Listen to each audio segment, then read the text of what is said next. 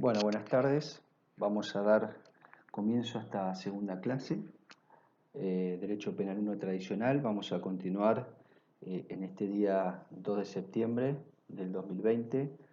Voy a continuar desarrollando con lo que era la bolilla 4. En la clase anterior habíamos hecho unas consideraciones generales sobre las llamadas escuelas intermedias o eclécticas. Hablamos de algunas de las escuelas principales de estas escuelas intermedias, y ahora vamos a continuar dentro de lo que es la temática de la bolilla con otras escuelas y tendencias menores. Bien, en este sentido podemos decir que las escuelas a que hemos hecho mención en el punto anterior no fueron las únicas que marcaron una dirección del pensamiento penal de los siglos XIX y XX, de manera tal que vamos a desarrollar a continuación otras escuelas, otras teorías, otras corrientes que tuvieron una notable implicancia en todo lo que es este pensamiento o estos razonamientos sobre la materia de derecho penal. En primer lugar, tenemos la Escuela Técnica Jurídica, podemos hacer mención. Es una corriente que tuvo su nacimiento en Italia, siendo su principal precursor Arturo Rocco, y luego con posterioridad tuvo ciertos seguidores como Mancini, Mazzari y Battaglini. En Alemania también resultó representante de esta teoría, de esta escuela, Ernest von Belling. La tarea de esta escuela estuvo dirigida básicamente a reaccionar contra el positivismo penal, negando toda repercusión a la filosofía sobre el derecho, así como al derecho natural. Sobre esta línea de pensamiento se reacciona contra lo que era el confusionismo metodológico, a que inexorablemente condujeron los excesos de algunos postulados precisamente de la escuela positiva, y su tarea no fue otra que restituir el método jurídico penal a su ámbito en cuanto a la metodología jurídica en general. También en sostener que esta materia no deja de ser una ciencia jurídica, al igual que las demás que tengan de idéntica estirpe, digamos. En realidad sus pensadores plantearon el problema metodológico desde un punto de vista distinto, tratando de construir un derecho puro. Por ello es que sus ideas sirvieron para alcanzar una instrumentación más jurídica que la que existía con anterioridad. Siempre se limitaron a indagar el derecho positivo sin ningún preconcepto filosófico y sin ninguna finalidad práctica. Y por último, también podemos decir sobre esta escuela técnica jurídica que los postulados de la misma tuvieron amplia repercusión en lo que fue el Código Italiano del año 1931 y sobre también el Código Brasileño del año 1940. Por su parte, la teoría correccionalista, sus principales protagonistas fueron los alemanes Carlos David Augusto Roeder y Carlos Federico Krause. En España se distinguió sobre esta corriente Pedro Dorado Montero. Esta escuela también recibió el nombre de teoría de la enmienda o teoría de la reforma, ¿sí? Poseyendo siempre como raíz a Platón, al cristianismo y al derecho canónico. Esta teoría formó un grupo autónomo, estando fuera del catálogo de lo que eran las doctrinas clásicas. Su preocupación estuvo circunscripta a que para la época no habían encontrado ninguna teoría el fundamento racional que abarcara precisamente todos los aspectos del derecho de reprimir. Por lo tanto, el delincuente y la pena eran temas centrales para esta teoría correccionalista. El Estado tenía el deber, en esta línea de pensamiento, el Estado tenía el deber de defender el orden jurídico necesario para la sociedad, para que la sociedad, para su existencia, y debía hacerlo atacando a la causa precisamente del delito, que residía en la inferioridad del delincuente, cuya voluntad torcida o desviada había que procurar corregirla. Consiguientemente, la pena para esta teoría era un bien y no un mal, tanto para el delincuente cuanto para la sociedad, y el método resultó ser el preventivo. Interpretaron que el delincuente ejecutaba ofensas a consecuencia de no habérsele enseñado debidamente las causas que provocaban el ilícito y por tal motivo debía ser sacado, decía esta teoría, del ámbito de la comunidad para no continuar o para no contaminar, mejor dicho, a las personas honradas. Es decir, la pena que aquel recibe tiene un tratamiento, debería tener un tratamiento racional y por ello tenía derecho a la sanción. Debe enseñársele entonces lo que no sabe, o sea, el delincuente, y determinar cuál era la causa de su inconducta. Y de esta manera la pena no fue considerada como un verdadero castigo, sino como un remedio para aniquilar su arbitrariedad inmoral. Es decir, esta teoría de Roeder resultó sumamente útil, pues cuando hoy se habla del fin de la pena, como todos sabemos, como medio de que debe valerse el Estado para corregir al reo o evitar nuevos delitos, la comisión de nuevos delitos, se recurre a lo que este autor sostuvo hace muchos años, es decir, en el año, estamos hablando de 1846. De esta manera, la pena correccional no se dirige al hombre en general y en abstracto, sino al hombre real, al hombre vivo y efectivo, que se ha hecho responsable de tal delito, el delito concreto que ha cometido, y a su total y exclusiva individualidad. Por otro lado, la pena sostiene esta teoría, es la más favorable al delincuente y a la vez también es favorable hacia el Estado. Observado esto como un verdadero beneficio para todo el cuerpo social y para el miembro enfermo, o sea, el delincuente, pues allí esto constituye un remedio psíquico, dice la teoría, para el criminal y que permite restablecer juntamente en su vigor y autoridad la ley y da garantía de salud jurídica también, dice esta corriente, a toda la comunidad. Por otro lado, la escuela española, esta teoría correccionalista de Roeder tuvo amplia difusión en España, siendo su principal precursor, como les he señalado, don Pedro Dorado Montero, que es autor de la obra El Derecho Protector de los Criminales. En menor medida también figuran como representantes Guiner de los Ríos y Romero Guirón. Nos dejó de llamar la atención el título, no dejó de llamar la atención, digamos, el título de aquel trabajo, puesto que siempre se pensó que lo que debía protegerse era la sociedad y no al reo. Dorado Montero se encargó precisamente de establecer que el derecho penal era realmente un derecho protector del delincuente, puesto que tendía a proteger esa insuficiencia de su adaptación social y con esto a sacarlo de la ilicitud que lo corrompe y de alguna manera tratar de regenerarlo. De esta manera consideraba la pena se le aplica para reformarlo y para obtener un nuevo hombre. Este era el pensamiento de esta escuela. También tenemos la escuela humanista, esta vertiente creada por Vincenzo Lanza en el año 1869, 1929, que era discípulo de Impallomeni y de Carnevale, que ya hemos hecho mención de estos autores en las escuelas intermedias. Reforzó lo que era el contenido de lo moral para dar base al concepto del delito.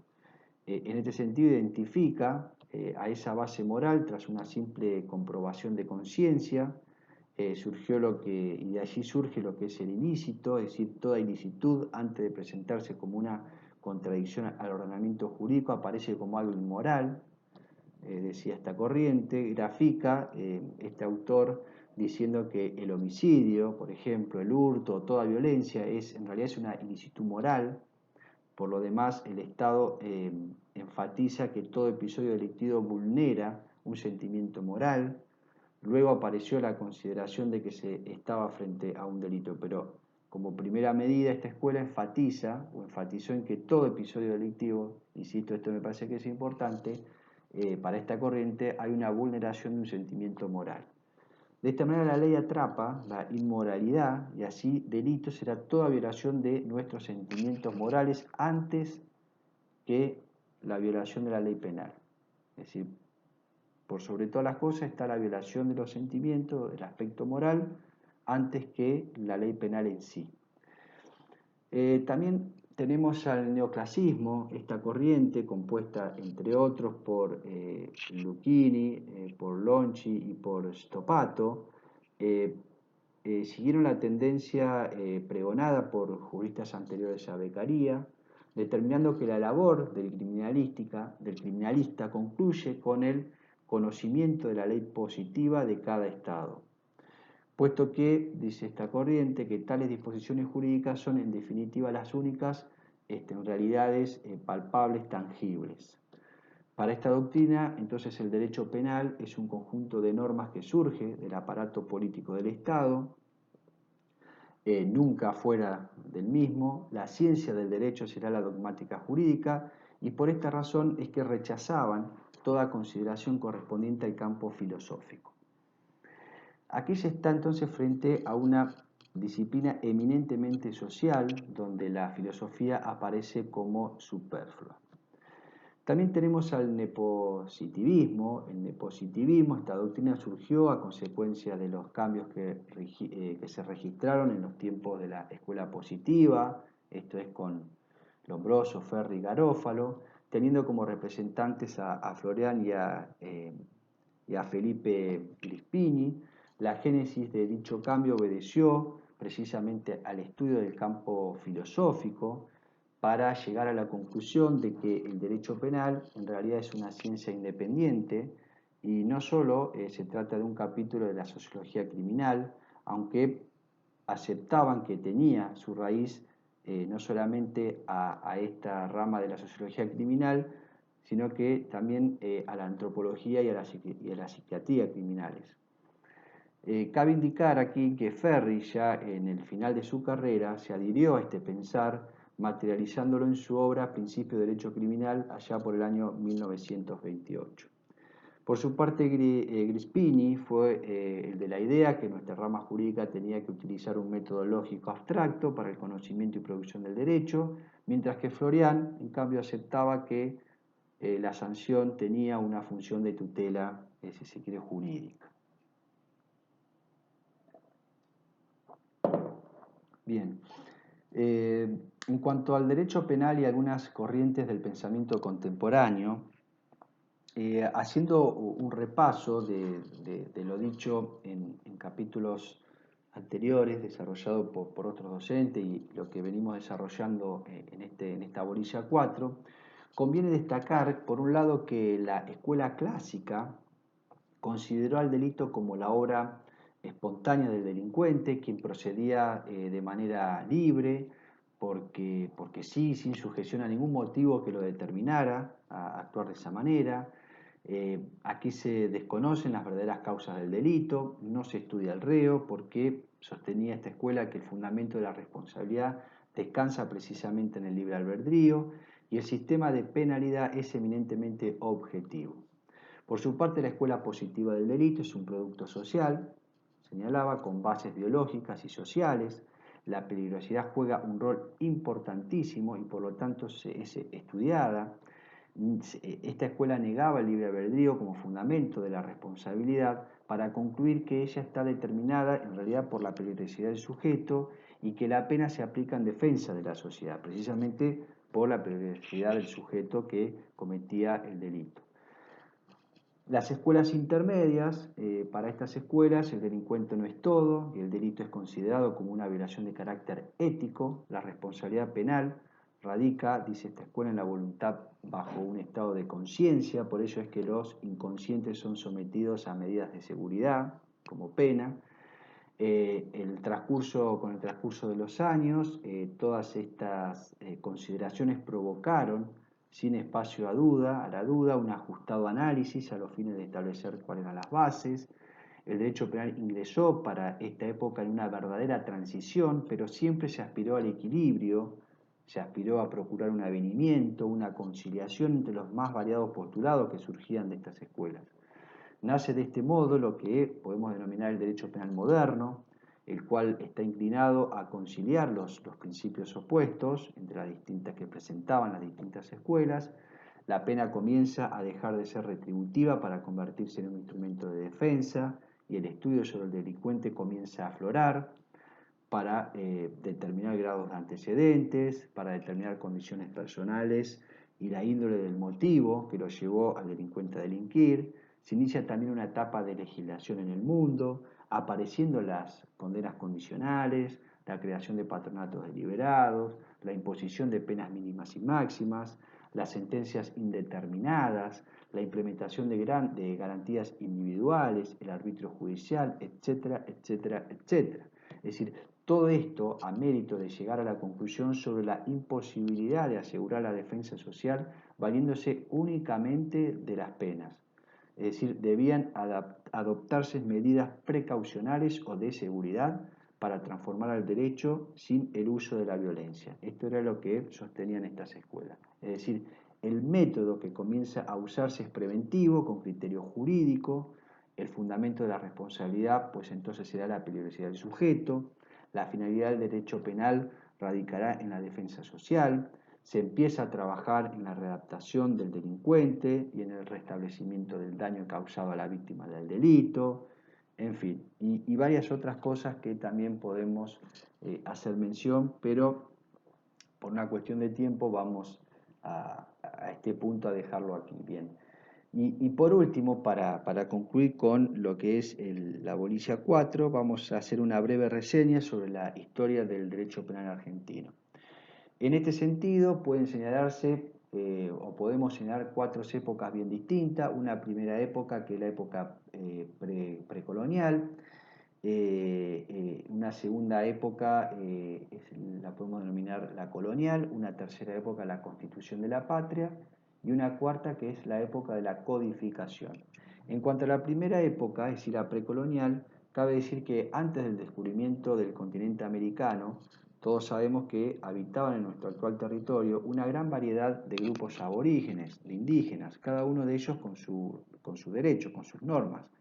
En relación a su contenido, según cuentan las crónicas españolas, tuvieron influencia en la región las legislaciones de los incas, donde se preveían diferentes figuras delictivas como el homicidio, el robo, la violencia, y también se preveían severos castigos hacia sus responsables. En lo que hace a su organización política, cada tribu tenía su cacique, el que poseía un poder eterno y era dueño de la vida de las demás personas. En cuanto a la época colonial, la segunda época, la época colonial estuvo asignada por la colonización española, teniendo vigencia la legislación reinante en España, aunque durante muchos años convivió ella junto con las costumbres de los aborígenes, había un mix, se mezclaba estas situaciones. Así es como se aplicaron sucesivamente las leyes de Indias, las leyes de Toro, las del fuero juzgo, las 7 partidas, la nueva recopilación y varias otras. Es decir, esto sería en lo que es en la segunda época. También tenemos una tercera época que era la Constitución de la Patria. En tiempos patrios sabemos que lo constituyó la Revolución de Mayo del año 1810. El Virreinato del Río de la Plata sancionó leyes que también convivieron junto con las españolas de aquellos tiempos. Tales disposiciones no fueron aceptadas totalmente por las provincias, quienes promulgaban las propias, sus leyes propias, provocando de esta manera una gran dispersión legislativa. Hasta que finalmente llegamos a la última época, la época de la codificación, la cual era caracterizada por el dictado de la Constitución Nacional del año 1853, la cual marcó una unidad legal. En cuanto a la codificación penal, podemos señalar el proyecto del Código de Carlos Tejedor, año 1865-1866, el proyecto de Villegas, Ugarriza y García del año 1881, el Código Penal de 1886, el proyecto de 1891, el proyecto del año 1906 y el Código Penal del año 1921, proyecto de Rodolfo Moreno de 1917, y este último es el que nos rige hasta el día de la fecha, el Código Penal vigente que tenemos hoy en día, aunque obviamente ha sido modificado en numerosas oportunidades, pero es el código que nos rige al día de hoy, es del año 1921.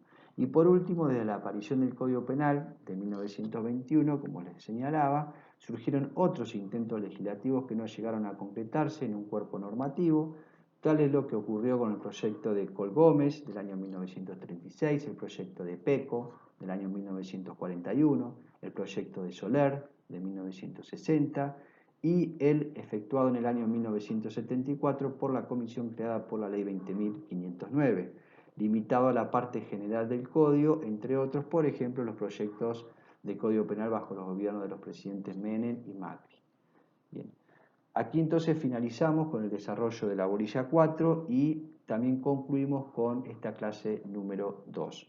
En la tercera clase, en la próxima clase, que va a ser el miércoles que viene, vamos a continuar desarrollando con la bolilla 6. Muchas gracias.